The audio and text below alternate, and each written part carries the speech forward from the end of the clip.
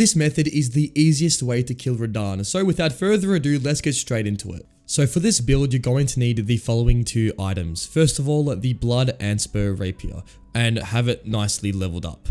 If you don't have this weapon, the Uchi-Katana with blood buildup can do the job. However, this weapon does make the whole method a lot easier. For your Ashavor, make sure you have Seppuku, as this will give a lot of buildup to blood loss, and this is what we're going to need to kill RADAHN. If you don't have Seppuku, just any bleed buildup ability would work just fine. The next weapon you're going to need is the Fingerprint Stone Shield, and have this leveled up.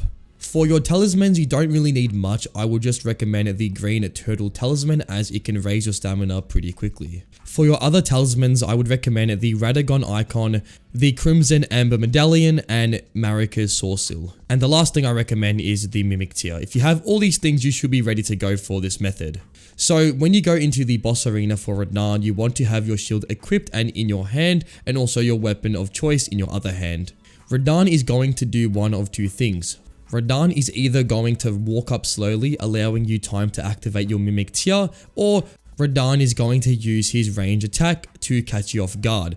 If RADAHN opts for the first option, you're going to activate your Mimic Tear. If RADAHN does the second option, which is the most likely option, you're going to need to pull out your shield and have it equipped and make sure to tank the damage.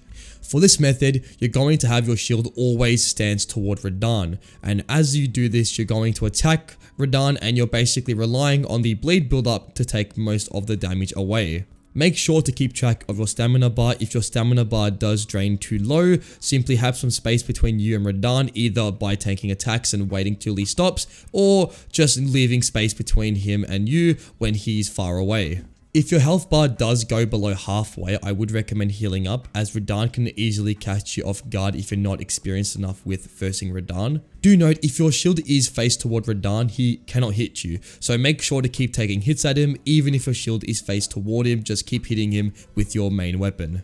You will eventually go toward the second stage of the boss. Now this is where things get a little bit more complicated. When RADAHN gets to the second stage, he will do some attacks. However, the attack you're looking for is when he rises up and he creates a force field around himself. At this point, what you're going to need to do is run just out of this zone. You'll see there's yellow highlighted on the ground. Get out of this zone. So as soon as you see him rise up, completely run out of the circle. If you have done this correctly, you should take no damage. At this point, you're going to immediately activate your Mimic Tear and make sure to heal up. Most of RADAHN's attacks are easily countered by the shield. However, after each attack, you will take damage, as the lightning from Mikula will hurt you after each attack, regardless if you have the shield out or not. The Mimic Tear is useful, as it will take the heat away from yourself and have RADAHN focus on your Mimic. This can help you heal up or do things that you need to just keep at bay. Now, the attacks that you need to look out for and have to be dodged is the one where RADAHN will kind of jump at you and try and catch you.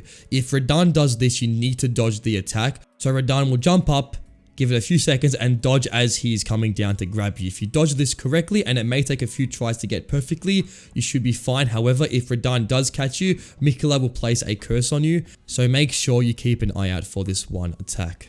The other attack that needs to be dodged is when RADAHN is in the sky and he chucks meteors down at you. When this happens, immediately run straight down, and when he chucks the meteors, run right. And at this point, just dodge a few times and you should evade all the meteors. Just make sure to go back on your shield and tank the rest of RADAHN's attacks. The next attack that you must dodge is when RADAHN jumps up into the sky. When this happens, you need to run as far away from the original site as you can, and RADAHN will eventually go down. Yellow sparks will come from the ground. At this point, you need to dodge and roll, and this will happen twice, so make sure to keep an eye for the ground. As soon as you see the other one, dodge and roll, and if done correctly, you should not take any damage. Throughout the fight, just keep an eye out for your stamina bar and your health bar, and make sure both don't get too low. If you do this correctly, eventually you should beat RADAHN. Just make sure to just tank most of his attacks with the shield. If your stamina gets too low, make some space between you and RADAHN and get your stamina back up, and use your Mimic Tear as a decoy in case things get a little bit too hectic. With that, you should eventually beat RADAHN, and well, congratulations, you have just beaten the hardest boss in Elden Ring. So, I hope you have found this video helpful at all. If you have, smash a like, and if you never want to miss out on a future upload, then consider subscribing as well. But anyways, until next time, take it easy, and goodbye.